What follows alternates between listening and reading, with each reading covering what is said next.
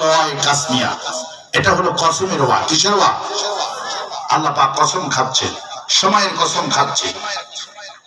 আল্লাহ পাক সময়ের কসম খেয়ে বলতেছে, ইন্নাল ইনসানা লাফি খুসর, প্রত্যেকটি মানুষের জীবন নিশ্চয়, প্রত্যেকটি মানুষের জীবন বিফল, জীবন ক্ষতিগ্রস্ত।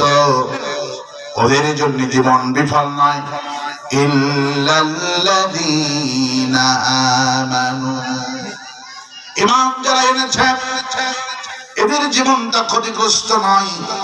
ঈমান আনলেই হবে না, আমলে সালেহ করেছে। আমলে সালেহ করলেই হবে না, হকের দাওয়াত দিতেছে। হকের দাওয়াত দিতে গেলে ঈমান আনার পরে মার আসবে, মামলা আসবে, আর মার মামলাকে সবর ইখতিয়ার করবে। আল্লাহ পাক বলছেন ওদের জীবনটা সফল হয়ে যাবে। আমার ভাইরা, আল্লাহ পাক এখানে প্রত্যেকটি মানুষের কথা বলেছেন, ইন্নাল ইনসানা লাফি খুসর, প্রত্যেকটি মানুষের জীবন বিফল, প্রত্যেকটি মানুষের জীবন ক্ষতিগ্রস্ত। ওদের জীবন বিফল নয়, ইল্লাল্লাযীনা আমানু, ঈমান যারা এনেছে আল্লাহর প্রতি, এরা হলো সফল ব্যক্তি। কোন সুবহানাল্লাহ। সমস্ত নবীরা ঈমানের দাওয়াত দিয়েছেন, সমস্ত পয়গম্বরগণ ঈমানের দাওয়াত দিয়েছেন। আর ঈমানের দাওয়াত প্রথমে আল্লাহ পাক মুসা আলাইহিস সালামকে এইভাবে ওহী করছেন, ইযহাব ইলা ফিরআউনা ইন্নাহু তাগা, হে মুসা আমি তোমাকে ওহী করছি। এই ঈমানের দাওয়াত সর্বপ্রথম কোন গরীব লোকের কাছে আল্লাহ দাওয়াতি কাজ পাঠালেন না, কোন ফকিরকে টার্গেট করলেন না, টার্গেট করেন রাষ্ট্রপ্রধানকে। কারণ রাষ্ট্রপ্রধান যদি আল্লাহওয়ালা হয়ে যায়, ফিরআউন যদি কালেমাওয়ালা হয়ে যায়, গোটা দেশের মানুষ কালেমাওয়ালা হয়ে যাবে।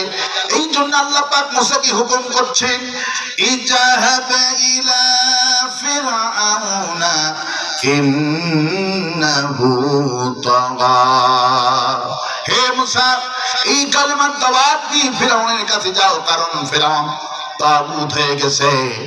তাগুত বলা হয় ওই শক্তিকে নিজেই শুধু আল্লাহর আইন অমান্য করে না, গোটা জাতিকে ক্ষমতা পাওয়ার পর আইন দিয়া, পুলিশ দিয়া গোটা জাতিকে আল্লাহর আইন অমান্য করতে বাধ্য করে। যেমন নবী করিম সাল্লাল্লাহু আলাইহি ওয়াসাল্লাম বলেছেন, কোন মানুষ যদি তার ঘরের মধ্যে ছবি রাখে, প্রাণীর ছবি রাখে, নিজের ছবি রাখে, টাঙ্গায় রাখে, তাহলে সেই ঘরে রহমতের ফেরেশতা প্রবেশ করে না। তাহলে সেই ছবি 16টা বছর ধরে টাকার মধ্যে ছাপানো ছিল, মরা মানুষের ছবি। ওই ছবি পকেটে নিয়ে ইমামগুলি, মুসল্লিগুলি নামাজ আদায় করেছে। কার ছবি ছিল? আপনারা বুঝে জানেন না। টাকাতে কার ছবি ছিল?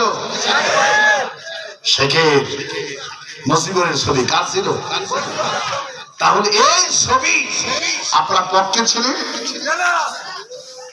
টাকার মধ্যে ছবি আমরা বিপক্ষে ছিলাম, কিন্তু ক্ষমতা পেয়ে জোর করে ছবি ছাপাইছে। এটা হলো তাগুত। তার নাম কি? নিজে শুধু আল্লাহর আইন অমান্য করছে তা নয়, ক্ষমতা পাওয়ার পর যারা আল্লাহর আইন অমান্য করে, বাধ্য করে গোটা জাতিকে, এর নাম হলো তাগুত। আল্লাহু আকবার। ফিরআউন শুধু নিজে আল্লাহর আইন অমান্য করেনি, গোটা জাতিকে বাধ্য করেছেন। এই জন্য আল্লাহ পাক বলছেন, এই কালেমার দাওয়াত নিয়ে চলে যাও ফিরআউনের দরবারে।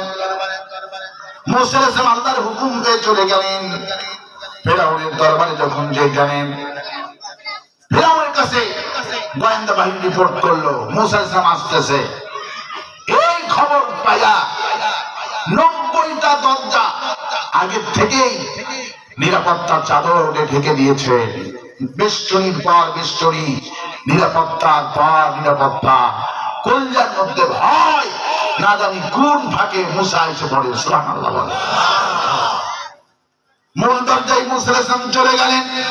যেহেতু আল্লাহ পাক যেতে বলেছেন, দরজায় যে দেখেন পুলিশ দিয়া পালা বন্ধ করে দিয়েছেন। মুসা আলাইহিস সালাম দরজায় বসে থাকলো। আল্লাহ পাক বলল, মুসা রে বসে রইছো কেন? ভেতরে প্রবেশ করো। আল্লাহ কিভাবে যাব? তালা মারা আছে, পুলিশ পাহারা আছে।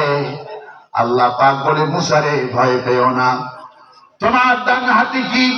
ওয়ামা তিলকা বিয়ামিনিকা